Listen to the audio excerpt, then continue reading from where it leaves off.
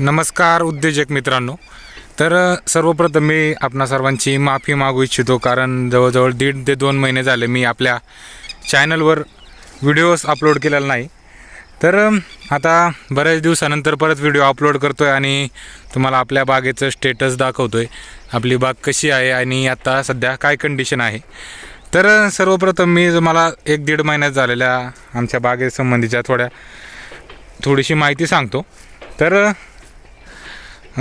जवळजवळ आम्ही आत्तापर्यंत 800 ते 900 किलो मालाची विक्री केलेली आहे शेवग्याची.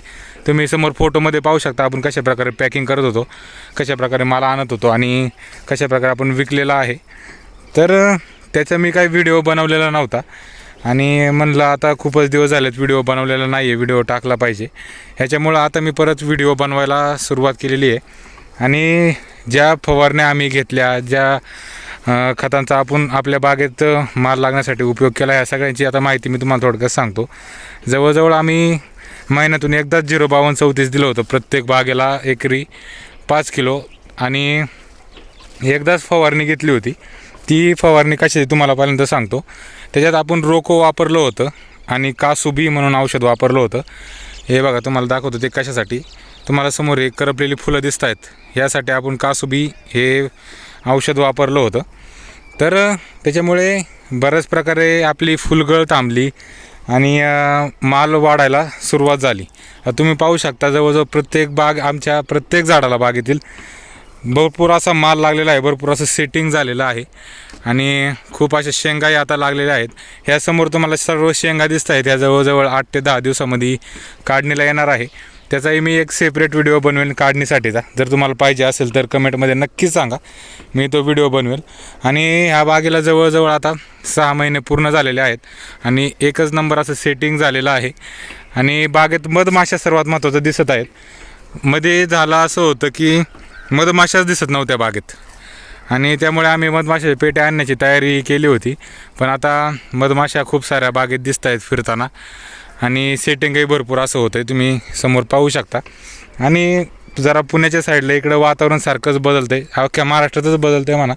पण इकडं सारखं आता कालच आभाळ आलं होतं आणि आज परत चांगलं ऊन पडलेलं आहे. तर सारखं हवामानही बदलतं आहे आणि त्याच्यावरच आपण आता तोड करत करत जवळजवळ 800 ते 900 किलो मालाची विक्री केलेली आहे. आणि त्या मालाची विक्री जवळजवळ आपण 40 ते 50 रुपये किलो या दराने केलेली आहे. त्याच्यामुळे थोडंसं उत्पन्नही झालं आहे आणि त्या उत्पन्नात आता पुढचा खर्चही भागतो आहे. आणि सर्व बागेला उत्कृष्ट असं सेटिंग, परत फुलकळी लागलेली आहे, तुम्हाला समोर दिसतंयच. आणि हा सर्व माल आता एक 8-10 दिवसात काढणीला येणार आहे. परत त्याच्या मागून नवीन माल तयार होतो आहे, नवीन सेटिंगही तयार होतं आहे. तर मित्रांनो, काय आपली अशी कंडिशन आहे बागेची. आणि एका बागेत आपण ब्रोकोलीचा आणि रेड कॅबेजचाही प्रयोग केलेला आहे. तो प्रयोग आपला यशस्वी होईल असं वाटतं आहे, कारण खूपच चांगली आपल्या झाडांची, ब्रोकोलीच्या रोपांची वाढ झालेली आहे. त्याच्यामुळे त्याचाही प्रयोग आपला सक्सेसफुल होणार आहे. रेड कॅबेजही लावलेलं आहे आपण शेवग्यामध्ये. जर त्याचे व्हिडिओ तुम्हाला पाहिजे असतील तर नक्कीच कमेंट बॉक्समध्ये सांगा, मी ते आपण जे ब्रोकोली आणि रेड कॅबेज लावलेलं आहे त्याचं तुम्हाला एक व्हिडिओ अपलोड नक्कीच करेल चॅनलवर.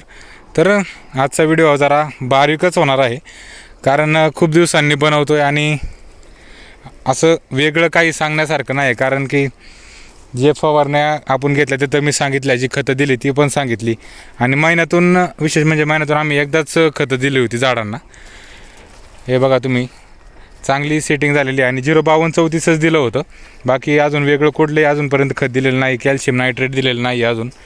कॅल्शियम नायट्रेटही द्यायचं आहे, पण त्याच्या आधी आम्ही 1-2 दिवसांनी अजून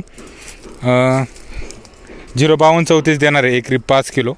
आणि पाण्याचं नियोजन सांगायचं झालं तर सेटिंग होईपर्यंत आम्ही जवळजवळ झाडाला 8 ते 10 दिवसाचा बागेला ताण दिला होता.